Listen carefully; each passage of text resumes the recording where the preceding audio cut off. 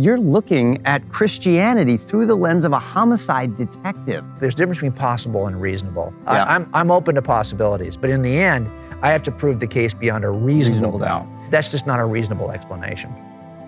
J. Warner Wallace is an award-winning detective who has been featured on Dateline more than any other homicide investigator. He's the best-selling author of numerous books, including Cold Case Christianity, Person of Interest, Forensic Faith, and God's Crime Scene.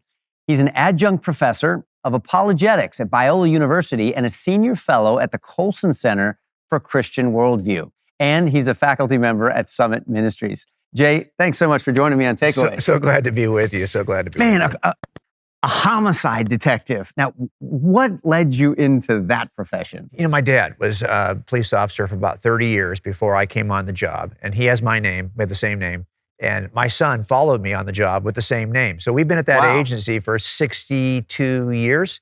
So I just followed in my dad's footsteps. At age 35, if I understand correctly, you were an atheist. Mm-hmm. You were happy as could be. You had a meaningful career. You have a loving family, plenty of friends. You made a big change in your life away from atheism. Why? Was there something else missing? What was wrong? Nothing missing. My wife was interested. We weren't raised around Christians. So no one invited me to church growing up. I didn't have friends that, were Christians.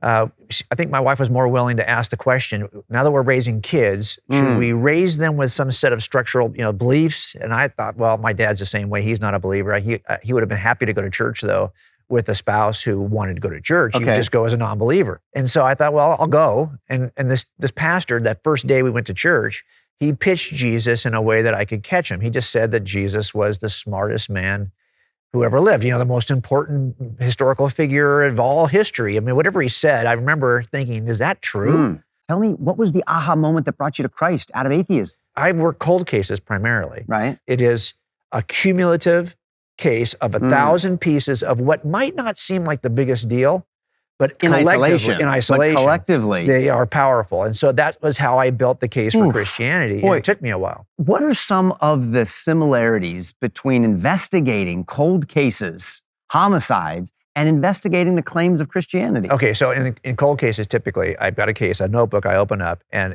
some detective went out and interviewed an eyewitness. And that witness is no longer available to me because this case is 40 years old. Unfortunately, that witness is dead. Can't talk to that guy. Can't talk to the witness. And sometimes the officer who took the report is also no longer available to me. So now I've got a report in which I have no access to the witness or the report taker. Well, that's the Gospels. Luke is writing a report, allegedly, from the eyewitnesses and servants of the word, but I have no access to those And it's a cold people. case because it happened so long ago, it's not a fresh, hot case. Right. Well, one thing for sure, you're going to assemble these cases the same way. They're on the basis of a cumulative collection of evidences that point to the same reasonable inference. Okay, all right. So that's how I built it. I just needed to know. And look, we test eyewitnesses with a certain process. And I don't trust eyewitnesses. Witnesses lie. And that's often, I've been caught in jury trials where a guy said something all the way until we get to trial, and then suddenly he changes his mind. No. So I don't trust anyone, but I test them. If they pass the test, well, then I trust them.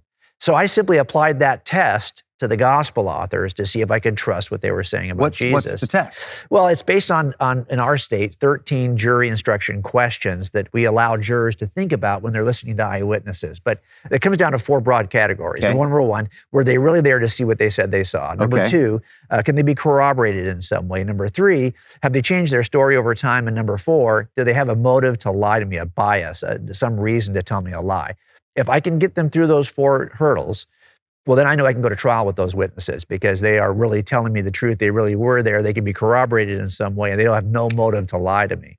So that's what I'm looking for in eyewitnesses. And I thought, well, I didn't have any other way in. For a lot of years, I thought, doesn't every Christian do something like this? Like why would you believe Christianity is true without going through this process? But a lot of it was that's just the way that I examine these kinds of which claims. I think is so fascinating and helpful. It's intriguing to me. I tend to look at many things in my life through the lens of a production, right? I mean, That's right. Even what I decide to put on in the morning, I think, does the wardrobe department, would they approve of this? Yeah, exactly. Right? Or that I'm directing the plan that I have for my marriage and for my family, and each of the people in my family are playing a very significant role. And I often have lines and plots scripted out for us. And if we all just follow the director, things will go well. That doesn't always work well in marriage. So I have to take that lens off at times and put on a biblical lens. Yes. Right? Yes. Of compassion, of submission, and Yes. other things. But for you, you're looking at Christianity through the lens of a homicide detective. I think that's fascinating. Well, and a lot of it, you're right about having to take off certain attributes of our job. So for me, a part of the thing I have to take off is a really deep-rooted skepticism that I have about everyone. Yeah, because you've seen the worst of the worst, and people lie to Yeah. your face, and that can be devastating if you don't catch it. Right, and so I'm always assuming that everyone's a liar until I'm proven otherwise. And I assumed the same thing about the Gospels when I first opened them up.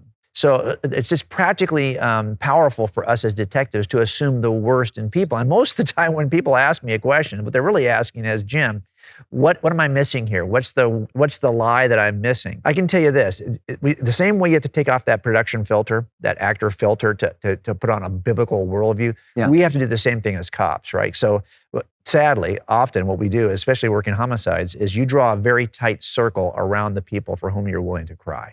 And so that's the struggle, I think, for a lot of us who are working in this job is how do we wear a biblical lens? Jay, you talk about how you were trained in forensic statement analysis as part of your tools to be able to determine, who done it. Right.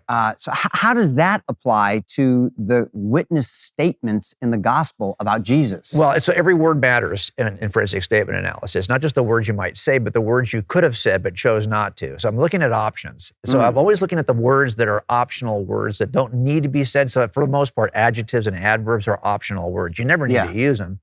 So if I have a clicker for my computer and I tell you, okay, this is my gray clicker, what am I really telling you? I'm telling you I have more than one clicker, because why am I using the optional word gray? I don't need that word gray. I can just say this is my clicker. You can see it. You can see it. Who knows how many I have, but this one's the gray one. So when you're examining the words that people use and how they compress time and extend time and how they use personal pronouns, how am I describing you? How are you describing me? That tells you something about the intent of whoever is talking.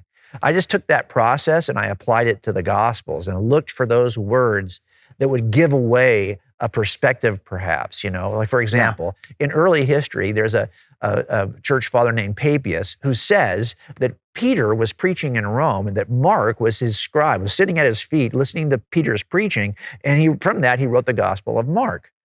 Okay, so I said, if that's true, I should find Peter's fingerprints in the Gospel of Mark forensically. So that was one of the very first things I started to do, is to look and see if I could trust that this was really from Peter, because who's Mark? Mark was not an eyewitness. Why should I trust? Well, maybe he's scribing for an eyewitness. Well, how would I know that? Look at it forensically. So a lot of it for me was trying to figure out, number one, did this really happen? Are these really eyewitness accounts? Number two, could I test them in a way to make sure they haven't had facts added or additional details added? Like, how do I know these are the same stories that they were originally there in the first century? That kind of thing. How early were these written? I needed to know that kind of stuff before I could step off and say, and by the way, that does not give you belief in Jesus. That just gives you belief that. In the credibility of the eyewitness. Yeah, just gives you So should I even listen to these people who say that they're eyewitnesses, and is this lining up and is there credibility here? That's right. And then you talk about how you need to actually determine whether or not the explanation they're giving for the events is the most believable explanation that Jesus really did rise from the grave. That's a difficult one to believe. And you talk about and expand on this for us. Feasibility, straightforwardness, and exhaustiveness. Yeah, okay, so this is about abductive reasoning, right? We do this for every jury. We're going to offer a version of what we think happened. And so the defense may offer a version. You've got to figure out. Two different explanations, same facts, different explanations. That's right. So what I always say, you make two lists. One's a list of all the evidence. The other is a list of all the explanations. And then you're referring back and forth between your evidence and explanations, crossing out the explanations that don't really work given the evidence. I did the same thing with the resurrection. Look, there are certain data points we could look at. What do you believe is really true? At the very minimal data points, yes, that Jesus lived, that maybe he died on a cross, that people said he rose from the grave. Well, then how do I explain that phenomena?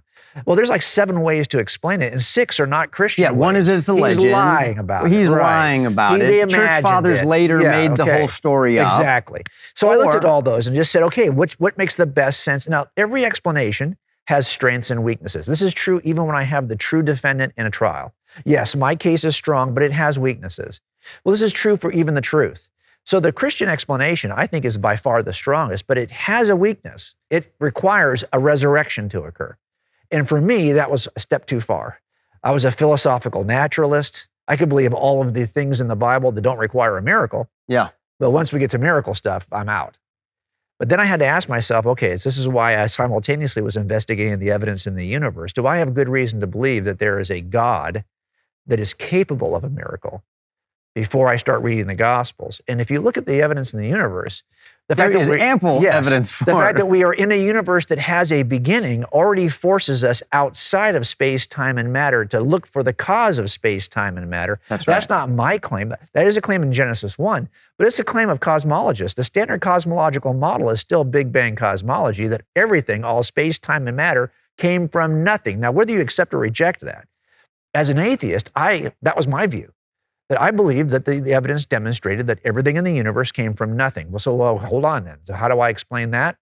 I need a cause. The only question is the cause personal or impersonal? Yeah. And if it's a personal being, then the most amazing miracle in Scripture is Genesis 1, everything from nothing. All the New Testament miracles are small potato miracles compared to Genesis 1. So I just knew I had to read that text with an open hand. That's such a good point.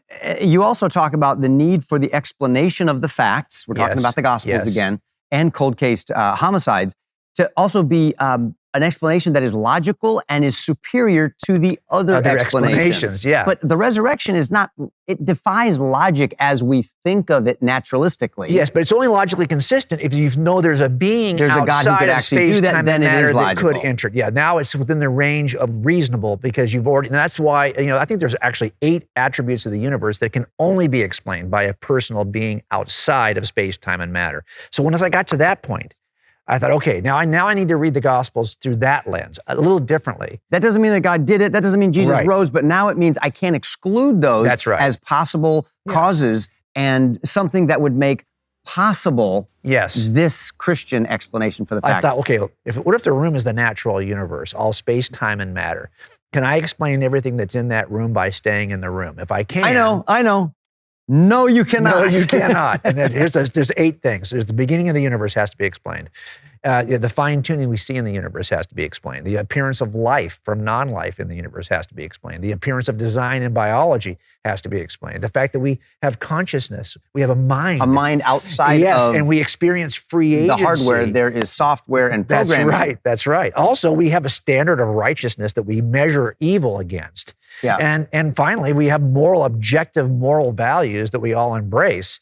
Okay, so how do I explain those? Can I get that stuff with space-time, matter, physics, and chemistry? Right. No. Being inside the room of the universe, can we explain where these things come from? No, you can't. And the most that people will say, the most I would have said as a non-believer was, well, I can't explain it, but someday science will be able to. That's right. And we're not going to leap to the God option because that's just fairy tales and, but trust me, if fairies. you're leaping to a future explanation, if it's not God of the gaps, it's science of the gaps. It's the same, you're leaping to something you don't have access to. That's right. And you're building your worldview on a miracle that is far greater than anything of the magnitude of a resurrection or a virgin birth. That's you're talking about the universe coming out of nothing. Yeah. You're saying nobody times nothing equals everything. And you're standing on that as a philosophical naturalist. Yes, and you're trying to make all your decisions on that basis when a universe clearly doesn't care about you at all. There's no right, there's no wrong. So it's not like I'm jumping to God for no. No, he is the by far best explanation for the genetic information.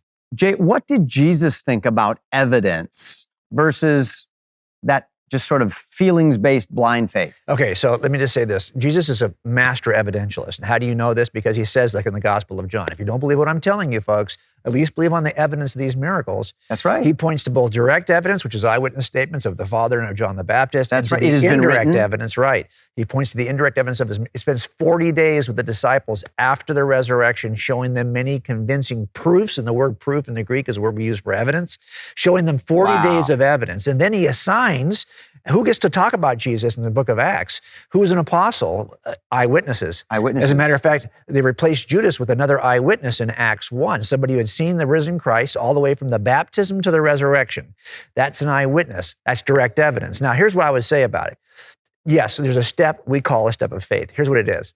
When I get in front of a jury, I tell the jury all the time, I'm going to tell you everything that you need to know, but not everything that could be known. Because even I don't know always why he killed her or how he killed her, but I can demonstrate that he killed her. So I will say this to the jury. I'm not going to be, if you have to make a step across your unanswered questions, here's what I'll do for you though. I'm going to give you an evidence trail that's going to point right to the defendant. It's not going to point a foot to the left or a foot to the right. It's going to point right to him, but it's going to stop short because those are all of our unanswered questions. We all have them. I have them. You have them. But I'm going to lead you right up to him. I'm going to ask you to take a step, which we call rendering a verdict. When it comes to Jesus, same thing. We've got more than enough evidence. You've got to render a verdict. It doesn't point a foot to the left or a foot to the right. But that step is called a step of faith, and it's going to be across your unanswered questions. But trust me, there is nothing for which you don't already have an unanswered question. What is the difference between circumstantial evidence and direct evidence? Okay, so you get, people say all the time, there's no hard evidence for Christianity. No, there isn't, because hard evidence is not a category. There's no hard evidence for anything. We don't talk about, in criminal trials, hard and soft evidence. Those aren't categories. There's only two categories of evidence, direct and indirect. Direct evidence is an eyewitness account, somebody who saw it happen. Indirect evidence is everything else. Indirect is DNA, gunshot residue, blood spatter evidence, fingerprints. Those are all indirect evidences. Now, it turns out there's another word for indirect evidence. It's called circumstantial evidence. So if it's not an eyewitness, it's circumstantial. DNA is circumstantial evidence. When it comes to direct evidence, it's a matter of, well, can I test the eyewitness? And that's what I had to do with the Gospels. Indirect evidence, the question is, do I have the most reasonable inference from the indirect evidence? What do you do when your witnesses contradict each other, as it appears to be the case in the Bible, when you've got Luke saying there's two angels at the tomb for Jesus, and you've got Mark saying there's one angel at the tomb. Right. Is that a contradiction of witnesses? It might be, or it might not be. Now, of course, in Scripture, I think that you can resolve these alleged contradictions because this is not uncommon. I don't have access to the witnesses to ask good follow-up questions. That's right, because it's a cold case. It's a cold case. It happened a long time ago. So I have to deal with these. When we finally get to trial, believe me, the defense attorney is going to make a big deal out of these differences. But the reality of it is, wherever there's two angels, there's also one. And if all my point in this gospel... But you just said that. Wherever there's two angels, there's also always going to be one. Right? There's one right there and there's one right there. Yeah, so if I'm only talking about the one I was speaking to, so I came up and I spoke to this angel, there may have been a second angel there, but why wouldn't I mention the second angel? Well, this is so common in eyewitness accounts. A lot of what we bring into the account is our set of desires, our experiences, our personal histories. Where your focus is. Yes, what our focus is. So for example, if I've got a set of eyewitnesses and I'm interested in what is that guy wearing precisely, I'm probably not asking the guy. I'm probably asking the female witness, because sometimes they'll notice details that a guy won't notice. When people say, well, yeah, but how could this be the inerrant word of God? Okay, if what God was trying to do was give us a set of 4 accounts that utterly could be tested as eyewitness account, he did a great job, because that's exactly what we have. Everything is reconcilable. Each in their own unique way. That's right. Telling the same story from their perspective. Each unique perspective, in their own language. Does the fact that some of these eyewitnesses laid down their lives willingly, does that add credibility to their testimony? For you and I, if we said as Christians in this century that we are willing to die for what we believe is true about Jesus, it would have zero evidential value, because lots of people are willing to die for what they don't know is a lie. But if this is the one generation, the first century eyewitnesses, who would know if it's a lie, if they are willing to die for it, it has high evidential value. Why would they know if it was a lie? Well, because they were allegedly said they saw this. They saw Jesus rise from the grave. Right. If they didn't really see it and they're just lying about it. Yeah, why would you die for that? Because you know that. You might get one to do that, But this is what's amazing about this. There's a history of martyrdom within the early church, which is pretty well described. It's in the book of Acts, so you see it early in the pages of Scripture. You see it in the accounts that follow Scripture of all the martyrdoms' death, all the apostles' deaths, and you see it in the early lives of the followers of the apostles who wrote that, yes, I'm willing to die for this because I saw the eyewitnesses die for it. So that tradition of martyrdom in the early church, I think, establishes, it's only one piece though.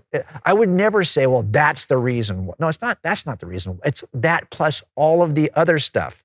Yeah. So you're making a cumulative case on those four legs. Is it early enough to have been written by an eyewitness? Can it be corroborated through any number of external and internal corroborations? Has it changed over time? And do they possess a bias, a reason to lie? Motive. Yeah. Motive is a big deal. There's only three reasons why anyone lies. The first one is it's money, greed, sex. Yeah. But that third one, the pursuit of power, actually is the stuff that even you and we have to protect ourselves against that. Yeah. Pride, authority, respect, achievement. Yeah. These are the things that move us. And laying down their life, that wasn't getting them power. Well, some skeptics would say, well, yeah, but they were nobodies. And then they started saying they saw the risen Christ. They became somebodies. It's a power thing. Well, hold on. So Paul, who wrote most of the New Testament, he starts off in a position of authority, power, and respect with a larger group called the Jews, with all kinds of it. One of the best teachers was his teacher, and he had the authority to draw papers against Christians. You're telling me that one day he wakes up and he says, I'm going to jump out of this position of authority, power, and respect that I have right now.